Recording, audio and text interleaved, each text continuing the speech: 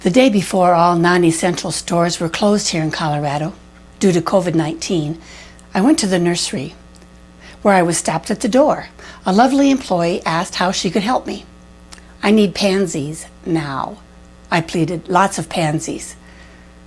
My heart was heavy from all the suffering and sadness plaguing the entire world. Following my own advice, I made a list of things that brought me joy. I knew I needed the hope of spring.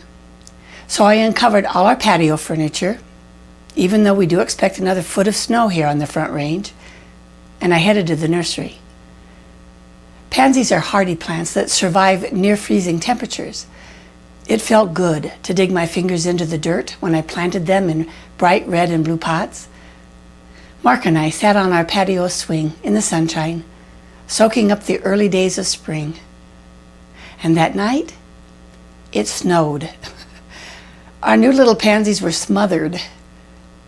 The next day, when the temperatures began to rise, the blossoms hung in wilted fashion. I gave them a hefty dose of fertilized water as they sagged. And the next day, the sun came out. Within hours, the blossoms seemed to stretch their faces to soak up the golden rays sent from the heavens.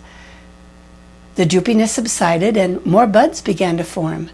That's when I realized that I, and hopefully you, should be resilient as pansies. When we're smothered with worry and sorrow, we need to turn our faces to heaven and let the sun fall upon us like a benediction. I'm told that online church services now are exceeding the attendance of regular times. I hope that's true. I hope people are connecting with the divine to become more resilient, to feel the blessings and the hope of spring.